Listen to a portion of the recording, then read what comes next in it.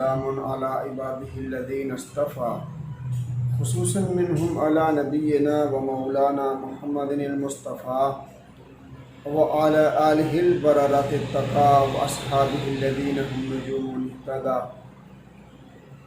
وقال النبي صلى الله تعالى عليه وسلم: من قرأ حرفا من كتاب الله فله به حسنات والحسنات بعشر امثالها لا اقول الف لام میم حرف ولكن الف حرف ولام حرف ومیم حرف.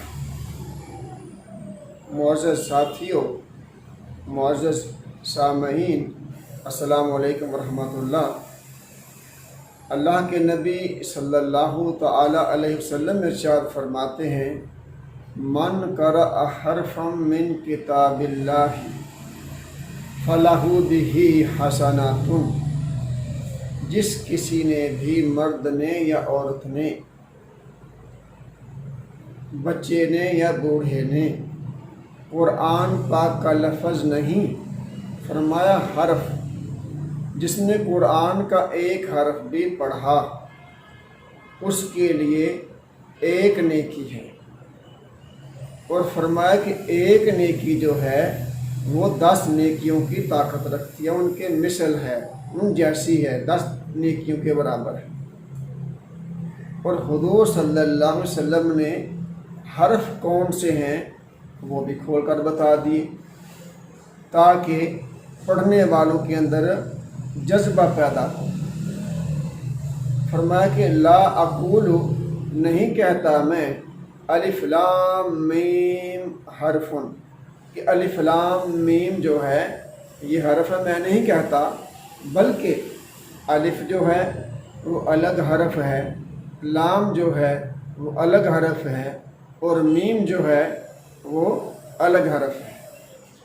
اور فرمایا کہ اب دیکھو، تصور کرو کہ اللہ کے نبی کیا فرما رہے ہیں کہ تم جہان کی کتابیں پڑھتے ہو، ان کے الفاظ پر بھی آپ کو شاید اجر نہیں ملتا، لیکن قرآن اللہ کے منہ سے نکلا کلام ہے، زمین و آسمان کے خالق و مالک کا کلام ہے، تو اس کی شان اتنی اونچی ہے، اس کی اتنی بڑی عظمت ہے کہ اس کا اگر تم حرف بھی پڑھو تو بے سود نہیں ہوگے، بے فائدہ نہیں ہوگے، بلکہ ایک نیکی تمہیں مل جائے گی. اور ایک نیکی کے اندر طاقت ہے 10 نیکیوں کی. میرے نبی صلی اللہ علیہ وسلم نے یہ بھی ارشاد فرمایا، حدیث کی کتابوں میں مل جائے گا، کہ جو برائی ہے وہ ایک ہی ہوتی ہے، اس کے اندر 10 برائیوں کی طاقت یا 10 برائیاں اس میں نہیں ہوتی. تو ثابت کیا ہو رہا ہے؟ نیکی اللہ کی رحمت کا نام ہے، اسی لیے تو یہ دگنی تگنی چگنی بلکہ 10 گنا برابر زیادہ. واسعت رحمتی کل شیء، اللہ فرماتے ہیں میری رحمت تو ہر چیز سے زیادہ چوڑی ہے، وسعت والی، بڑی ہے، ہر چیز کو گھیرے میں لیے ہوئے ہے. یہ کیا ہے؟ ایک حرف کی وجہ سے.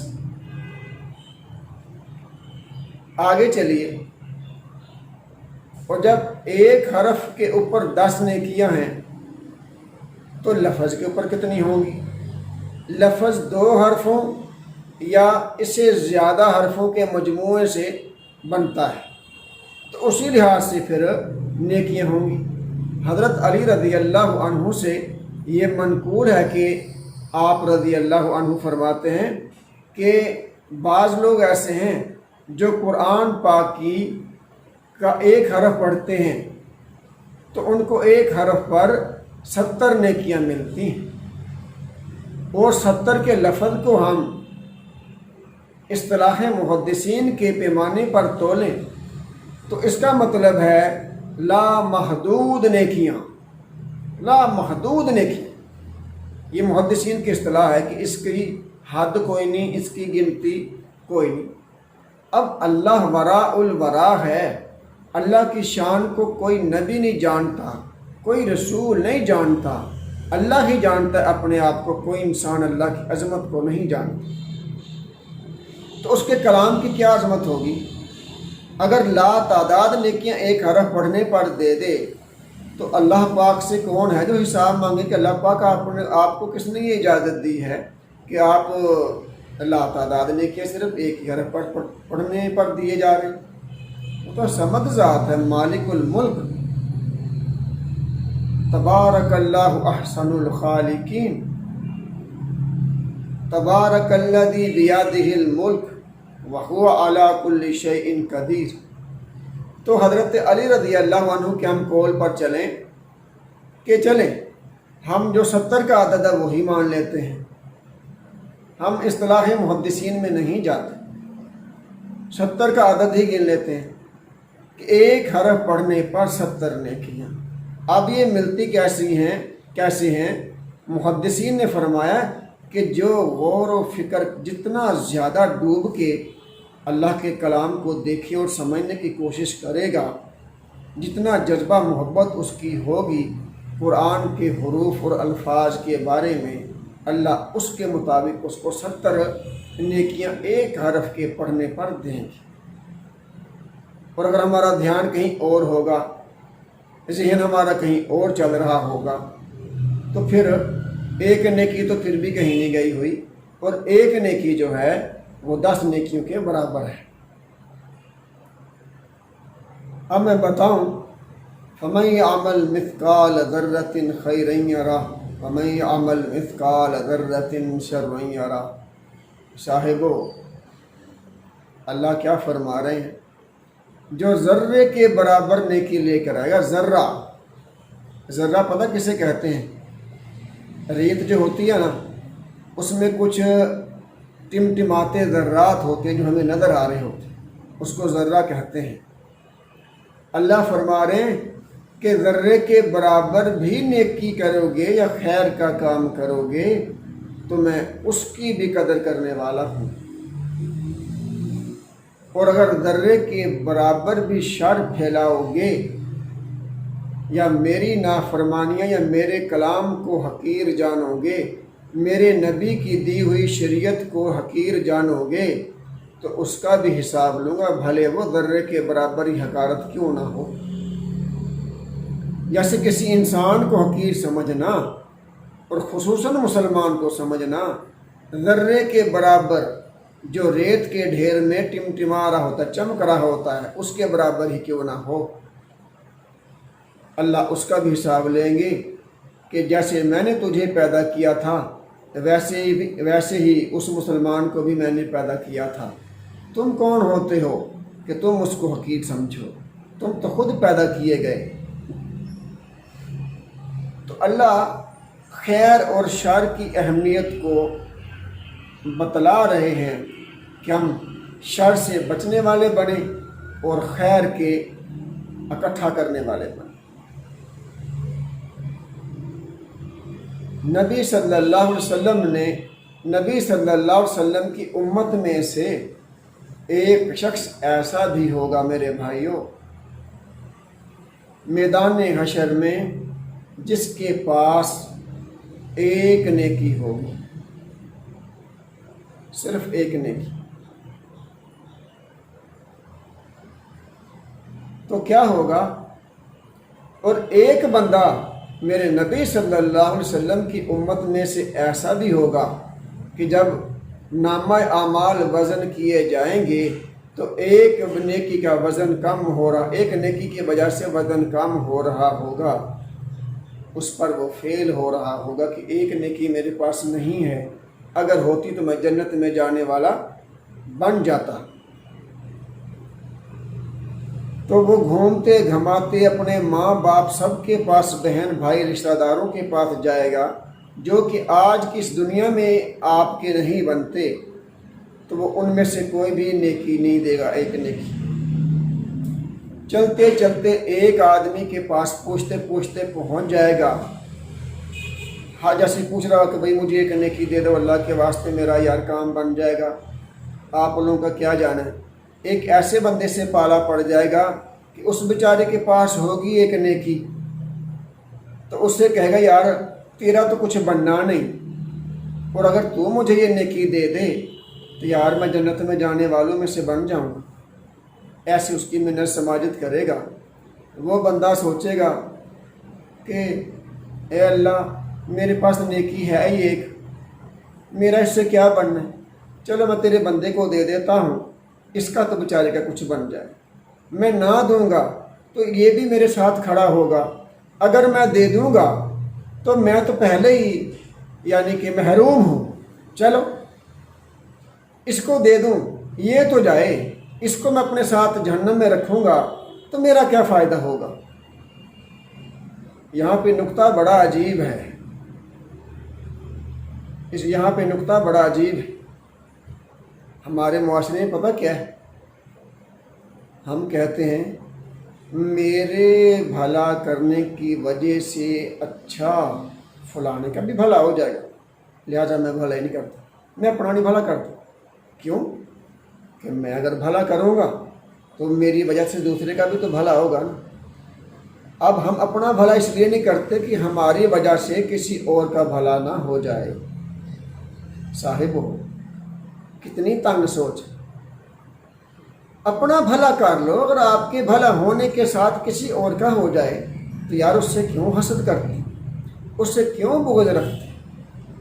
وہ بھی تمہاری طرح کا انسان ہے، اس کو تم کیوں زندہ زمین میں گاڑ کر تو کیا جنت کا سرٹیفکیٹ لے لو گے؟ ایسا تو نہیں۔ تو وہ انسان کی سوچ دیکھو جو میدان حشر میں کھڑا ہے، وہ کہتا ہے اگر میں اس کو نیکی نہیں دوں گا تو یہ بھی میرے ساتھ بیچارہ یہاں جہنم میں جائے گا، اور اگر میں دے دوں گا تو کم از کم اس کا بھلا ہو جائے گا، تو میں تو ایک ہی رہ جاؤں گا نا جہنم میں جانے والا۔ تو وہ بندہ کہے گا میرا تو کچھ بننا نہیں، اگر آپ کا ایک نیکی کی وجہ سے کچھ بن سکتا ہے تو میرے بھائی میں نیکی آپ کو دے دیتا ہوں، بھائی فرشتوں یہ نیکی اس کے کھاتے میں ڈال دو، اس کو دے دیے میں نے۔ تو جب وہ جائے گا اللہ کے پاس، اللہ مجھے نیکی مل گئی، اب تو مجھے جنت میں بھیج دیں، اللہ پاک فرمائیں گے ایسے ہولناک دن میں کون ایسا سخی ہے جس نے آپ کا فائدہ سوچ لیا اور اپنا نہیں سوچا؟ تو وہ بندہ سامنے لایا جائے گا کہ یہ اس بندے نے نیکی دی ہے اللہ پاک کہیں گے میں تو سخیوں کا سخی ہوں، اور یہ امت احمد میں ایسا سخی کہاں سے آ گیا جس نے اپنے بھائی کا میدان حشر میں بھی احساس کیا۔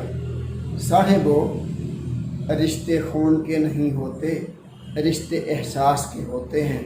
یہ حدیث کا ذکر کردہ قصہ جو ہے یہ اس پر اتنی بڑی قوی دلیل ہے کہ اس سے اوپر کسی دلیل کی ضرورت نہیں ہے کہ رشتے احساس کے ہوتے ہیں، رشتے خون کے نہیں ہوتے۔ اصل رشتے جو ہیں وہ احساس کے ہوتے ہیں۔ اب یہ بھی نہیں اسے مراد لیا جا سکتا کہ خون کے رشتے نہیں ہوتے۔ اللہ نے ان کو بھی رحم بنایا ہے، رحمت بنایا ہے، ان کی تفسیر اور تشریح الگ ہے، کسی اور ویڈیو میں انشاءاللہ میں اس کو بھی بیان کروں۔ تو اللہ پاک فرمائیں گے جس نے ایک نیکی دی ہے نا، اپنی ایک نیکی دے کے اپنے بھائی کا بھلا چاہا ہے، اس کو بھی جنت میں داخل کر دو۔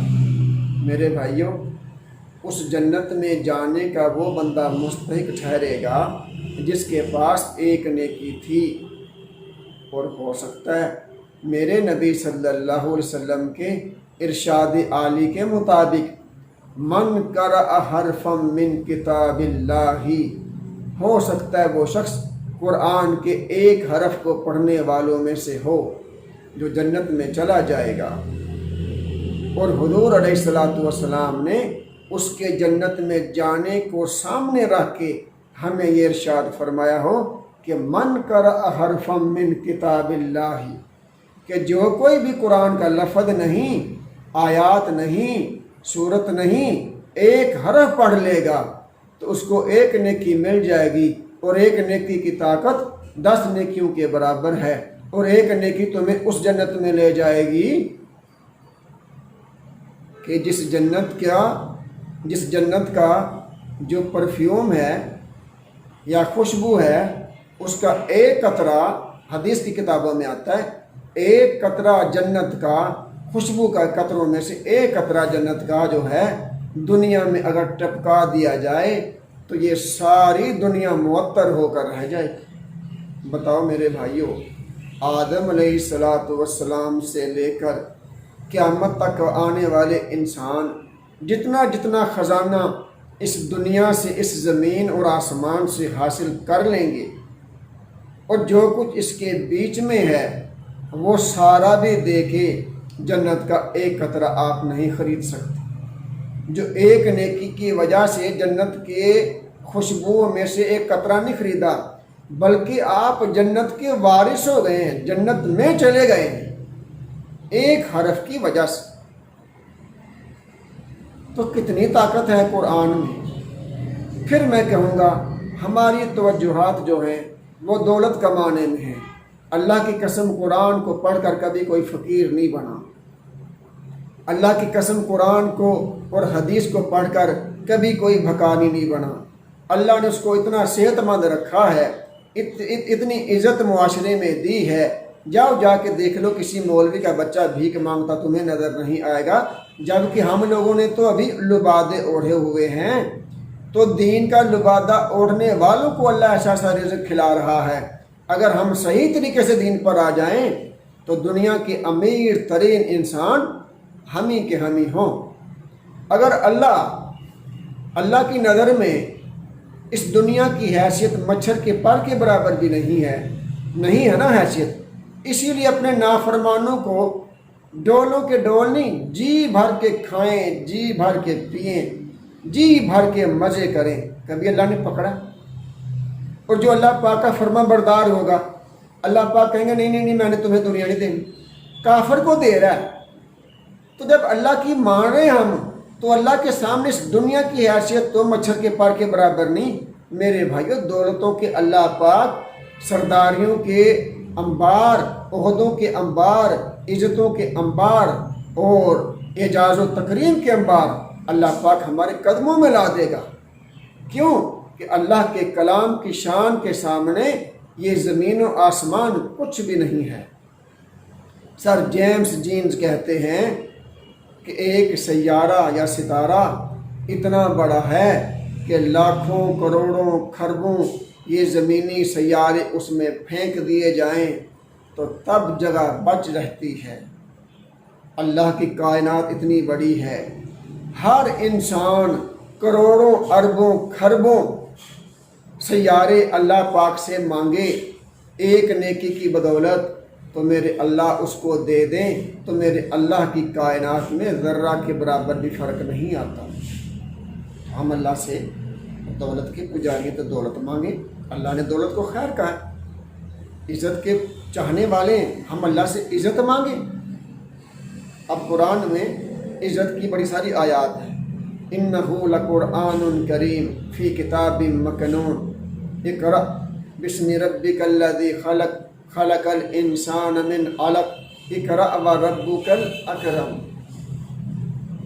اقرأ وربک الاکرم، پڑھ تیرا رب بڑا کرم والا ہے۔ کرم سے مراد عزت والا ہے، کرم کرنے والا بھی آپ لے سکتے ہیں کہ اللہ کے کلام کو پڑھو گے کریم بن جاؤ گے، عزتوں والے بن جاؤ گے۔ جو ملازم پیشہ لوگ ہیں وہ قرآن کو دھیان سے پڑھیں گے اور اس میں غور کریں گے، اللہ کی قسم آسمانوں پر جا بیٹھے، اس کلام کے اندر یہ طاقت ہے۔ اب اس کی طاقت کو میں پھر بیان کروں گا کسی اگلے اس میں نے پہلے بیان میں کہا نا کہ میں جب اللہ اور اس کے رسول کی بات کو بیان کرنا شروع کرتا ہوں تو میرے سامنے ایسے ہی ونڈو کھولتی ہیں جیسے یہ میرے سامنے کمپیوٹر پڑا، اس کی ونڈو کھلتی کھلتی چلی جاتی ہیں، لا تعداد ونڈو کھلنی شروع ہو جاتی ہیں، پھر ان کو سمیٹنا بھی ہوتا ہے نا۔ تو دھیرے دھیرے تھوڑی تھوڑی سی بات جو ہے ہم کرنے کی کوشش کرتے ہیں، پھر بھی 20 منٹ کا بیان جو ہے وہ ہو گیا۔ اللہ ہمیں ایک قرآن کے حرف کی طاقت سے دنیا کی تمام دولتیں حاصل کرنے کی توفیق عطا فرمائے۔ جب ہم مانگیں گے تو اللہ ایک حرف کے عوض اگر جنت دے سکتا ہے، اس دنیا کی دولتیں تو ہمارے پاؤں کے نیچے رول کے رکھ دے گا۔ اللہ ہمیں اپنے قرآن سے ہر خیر، ہر دولت اپنی ذات سے مانگنے کی توفیق عطا فرمائے۔ جزاک اللہ خیر۔ السلام علیکم ورحمۃ اللہ وبرکاتہ۔